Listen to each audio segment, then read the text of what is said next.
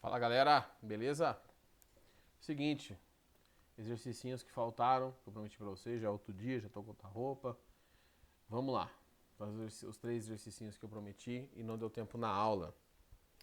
Então, solenoide. Considere um longo solenoide ideal composto por 1/10 espiras. Então, o número de espiras é 10/4. Por metro, tá?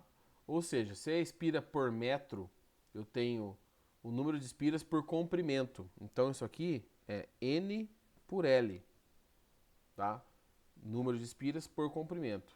Como o comprimento é 1 metro, é N por L. Percorrido por uma corrente contínua, então a corrente é de 0,2 amperes e a constante μ0 está aqui. O valor do seu campo magnético no eixo central, bem como o formato das linhas de indução. Eu vou fazer o formato primeiro, que dá mais trabalho. Eu vou pegar esta espira aqui e vou fazer a regra da mão direita, tá? Que para vocês acho que vai aparecer com a mão esquerda. Aqui é tinta, tá bom? É regra da mão esquerda. Da mão direita, corrente para cima. Tá, então vocês vão fazer assim, ó. A corrente está para cá, tá? O fio está aqui. A corrente está aqui. As linhas de campo, ó, atrás desse fio, que é no núcleo, aqui no núcleo do solenoide, o campo aponta para a esquerda, tá? Então aqui em volta eu tenho um campo assim, ó, em volta desse fio. Eu tô fazendo só do primeiro fio, tá? Então dentro do núcleo eu tenho um campo que aponta para a esquerda. Todas as espiras vão gerar um campo igual. Então eu tenho esta configuração de campo aqui, em que o campo sai desse lado e entra desse lado, tá bom? Vamos calcular então o valor do campo. Vou dar uma puxadinha para o lado aqui. O campo em um solenoide é μ0i N sobre L. Tá? N sobre L eu já sei o valor, μ0 também e I também. Então o campo μ0 é 4π 10 a menos 7, é a constante. A corrente 0,2 e N sobre L é 10/4. Então o campo 4π vezes 0,2 dá 0,8. Tem um risco aqui, falhou. 0,8 π vezes 10. Menos 7 com 4, menos 3. Vamos ver as respostas, como está a notação aqui. Ah, tá tudo bonitinho. Então, ó, vou voltar a vírgula para cá. Eu aumentei um número, eu tiro um do expoente. 8π 10 a menos 4 Tesla. Tá bom? Então o campo vale 8π 10 a menos 4 Tesla e ele aponta para a esquerda, né? Então 8π 10 a menos 4, cadê? É 10 a menos 4, né? Tá certo, minha conta, né? Menos 3, é isso, né? 0,8, tá. 8π 10 a menos 4, retas paralelas ao eixo do solenoide, orientadas para a esquerda, tá? Paralelas ao eixo do solenoide, orientadas para a esquerda. É isso, né? Tá? A resposta trocada, gente. Ali era para estar 8, 10 a menos 4, orientada para a esquerda, não para a direita. A não ser que eu tenha comido barriga em alguma coisa aqui, alguma desses valores de notação, tá? Pode ser que aqui em cima seja 10, tá? Como eu copiei da apostila, talvez seja 10. Aí daria 8π 10 a menos 3. Mas aí vocês têm que olhar na apostila, tá bom? Vou só bloquear, senão não tá me ligando aqui. Então, ó, as linhas de campo são paralelas ao eixo, apontando para a esquerda. Apontando para a esquerda, sim, tá certo. Tá? Então, fazendo essa consideração aí. Ah, não, gente, é para a esquerda. Eu tô ficando louco. Olha eu. Eu tô falando que é para a esquerda. As linhas apontam para a esquerda. Tá? Ah, não, tava certo. Ô, Vinícius. Ô! A linha aponta para a esquerda. Tá? É que o problema é o 10 a menos 4. Então, tava certo o que eu tava fazendo. Ou você risca esse 10 a menos 3 e coloca 10 a menos 4. Tá bom? Então, depois vocês só confiram aqui a conta, mas 4 vezes 0,2 dá 0,8. Então, menos 7 com 4, menos 3. Beleza. Eu ainda não tô louco, tá? Então, tá calculado aí. Beleza? Depois confira na apostila se os dados batem do jeito que eu copiei enunciado com o que tá na apostila. Tá bom? Vamos lá. Vixe Maria. Well, página 110. Com o objetivo de estudar a estrutura da matéria, foi projetado e construído no CERN, Centro Europeu de Pesquisas Nucleares, um grande acelerador LHC, para fazer colidir dois feixes de prótons, ou íons pesados. Nele, por meio do conjunto de ímãs, os feixes de prótons são mantidos em órbita circular, com velocidade muito próximas da luz no vácuo. Os feixes percorrem longos tubos que formam junto um anel de 27 quilômetros de perímetro. Ele fala que a órbita, o movimento é circular. Então, ó, esse movimento é circular e o comprimento dessa circunferência é 27 quilômetros. Perímetro é o comprimento, onde é feito o vácuo. Um desses feixes contém N10, N, né, é igual a 10 a 14 prótons. Então, N é igual a 10 a 14 prótons. Volta aqui. Distribuídos uniformemente ao longo do tubo. Os prótons são mantidos nas órbitas circulares por horas, estabelecendo dessa forma a corrente elétrica no anel. Calcule a intensidade da corrente elétrica, considerando-se o tubo uma espira circular de corrente, tá? Ele quer que eu descubra a corrente elétrica, tá? Como que eu vou calcular a corrente? Primeiro tem informações aqui embaixo, ó, tá? Que talvez sejam importantes. Primeira coisa, qual que é a carga total que eu tenho ali, tá? A carga total, vou fazer assim, é o número de portadores de carga vezes a carga fundamental. Então é 10 a 14 vezes a carga fundamental que está aqui, ó. 1,6, 10 a menos 19. Então a carga é 1,6 vezes 10 a menos 5 coulombs. Esse é o valor da carga elétrica. Tá bom? Agora, qual é a corrente? Para descobrir a corrente, eu preciso saber da carga sobre o tempo. E aí que vem a sacada do exercício. Velocidade é ΔS por ΔT. Tá? Qual é a velocidade da luz no vácuo? Ele fala que os feixes estão praticamente nessa velocidade. 3 vezes 10 a oitava. Metros por segundo. A distância em volta que eles têm que viajar é 27 quilômetros, 27 mil metros. E aí eu vou achar o tempo que eles demoram para dar a volta. Então, o tempo é 27, 10 a terceira, dividido por 3, 10 a oitava. O tempo é 9, 10 a menos 5 segundos. Agora que eu tenho o tempo e tenho a carga, eu posso calcular a corrente.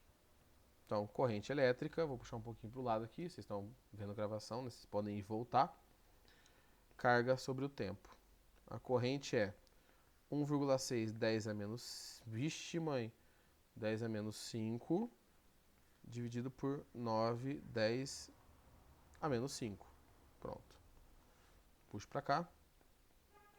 Corto os 10 a menos 5. Vou fazer a continha aqui, tá? Na Calculators. 1,6 dividido por 9. Vai dar aproximado 0,18 amperes. Tá? Deixa eu ver se tem alguma informação aqui no... Não, não tem. Tá? Ele passou o raio aproximado se a gente precisar, ó. Ele já fez a continha do raio aqui, ó. Mas o raio a gente não vai usar agora. Deixa eu ver se é aqui que estão buzinando. Não é. Então calculamos a corrente. Esta é a alternativa A. Na alternativa B, o campo magnético tirado por essa corrente. tá bom? Bom, aqui eu tenho uma espira, que eu tenho um raio, que ele até colocou aqui pra gente, ó. Aqui tá em branco, né? Gênio. 4,5, 10 a terceira metros. Então, 4,5, 10 a terceira metros. Isso é uma espira. Uma senhora numa espira, mas é uma espira. Então, na alternativa B, é só calcular o campo induzido numa espira, que é M0I, 2R, não tem π. Aqui tem π embaixo, é a fórmula do fio longo. Então, vamos calcular o campo, 4π 10 a menos 7, a corrente aproximadamente 0,18, dividido por 2 vezes o raio, que ele fala que é 4,5 10 a terceira. 4,5 vezes 10 a terceira. Dá uma puxadela para cá. O campo. Vou fazer aqui na calculadora, tá, gente? Dá para você simplificar. Aqui embaixo vai dar 9, em cima dá 0,18. Tá? Então dá para você simplificar aqui, mas como eu estou com a calculadora, eu vou fazer com a calculadora. 0,18. Espera aí que deu ruim aqui. 0,18. Então em cima, 4 vezes 0,18 dá 0,72. Dividido por 9, que é 2 vezes 4,5, 0,08 π vezes 10. Menos 7 menos 3, porque eu repito a base e subtrai os expoentes, dá menos 10. Aí você tem que tomar cuidado no dia do vestibular. Olha aqui. Considere π como 3. Então eu vou voltar aqui e no lugar do π eu vou colocar 3. 0,08 vezes 3 é 0,24. Vezes 10 é menos 10. Volto às casas decimais. Tá? Voltei uma casa, o número aumentou uma casa, eu tiro um do expoente. 10 a menos 11 Tesla. E aí eu calculei o campo gerado. É um campo bem pequeno, gerado por essa corrente, né? Porque essa corrente de prótons. Porque existe dentro do acelerador de partícula um campo gerado para manter o próton fazendo um movimento circular, porque a tendência é a linha reta, a inércia, né? Então esse aqui é o campo gerado por essa corrente lá no centro. Tem que lembrar que o negócio tem quanto de raio? 4,5 10 a terceira, é isso? É, 4,5 10 a terceira é 4,5 km. Então, por isso que o campo é bem pequenininho, né? Quase nulo, na verdade. Certo? Saideira, é o último? É o último.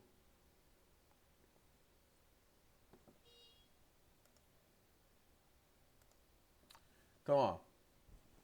A figura mostra um fio por onde passa uma corrente de intensidade 3I, conectada a uma espira circular de raio A. A semicircunferência superior tem resistência elétrica igual a R e a inferior também igual a R. Encontre a expressão do campo magnético no centro da espira, em termos da intensidade da corrente, e admita que a corrente se divida em duas partes na mesma intensidade. Então vamos lá.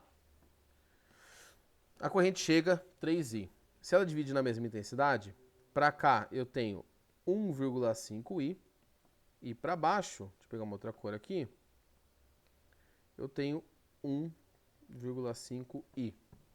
Tá bom? Vamos fazer a regra da mão direita, porque cada trecho de cima, cada trecho é meia circunferência, é meia espira. Dá para enxergar isso? Que a parte de cima é meia espira e a de baixo é meia espira. Se os dois campos se somarem quando a gente fizer a regra, tá? Eu vou ter dois campos se somando, metade de uma espira, metade de uma espira, vai ser uma espira inteira. Se os dois campos tiverem sentidos contrários, eles vão se cancelar, porque a distância é a mesma, a corrente é a mesma, então é só fazer a regra da mão direita. Se você faz a regra da mão direita aqui em cima, ó, polegar tá aqui. Deixa eu fazer a regra aqui, ó. Vixe Maria, peraí. Regra da mão direita, polegar tá aqui. E a mão vai apontar os dedos dentro da espira. Então o campo de cima gera um campo entrando dentro da espira. A corrente de cima, desculpa. Já a corrente de baixo, se você fizer a regra da mão direita, fica aqui, ó. Polegar. E a mão vai ficar aqui. Então vai gerar um campo saindo. Espera aí que eu vou mudar de cor. Como existe uma simetria, ou seja, os fios estão na mesma distância, os campos são opostos, o valor da corrente é o mesmo, o campo induzido pela parte alaranjada cancela o campo induzido pela parte meio roxa. Então, o campo total dá zero, tá? E é isso. Enquanto a expressão do campo magnético sendo expira, zero, tá? Se você quiser fazer uma conta geral, bonitinha, para demonstrar como que fica. Os campos são opostos, né? Então, o campo total é igual. O campo da parte de cima, μ0, 1,5i, dividido. A fórmula da espira é 2R. Eu vou colocar 4R aqui, que seria A, né? Que é o raio da espira. Por que eu coloquei 4A? Porque eu tenho metade da espira. Então, metade de algo sobre 2 é algo sobre 4. Tá bom? Então, é o campo de cima, que é esse, menos o campo de baixo, que é μ0, 1,5i, dividido por 4A. De novo, não é 2A, o A é o raio, tá? Porque é metade da espira. Então, eu só tenho metade do campo induzido. E aí eu tenho um termo igual ao outro. E aí a gente chega aqui, o campo total é zero. Mas se ele pedisse de maneira genérica, você faria isso. Porque as correntes são iguais. Se a corrente não fosse igual, a gente não poderia afirmar que o campo seria zero. A gente teria que ver qual que é a diferença de corrente. Certo? Gente, eram esses exercícios que faltavam. Espero que tenha ficado claro. Qualquer dúvida me procurem. Vocês já sabem, né? Como funciona tudo certinho. Beleza? Então nos vemos terça-feira. Acho que é a última aula antes do recessinho é pra vocês descansarem. Então, falou!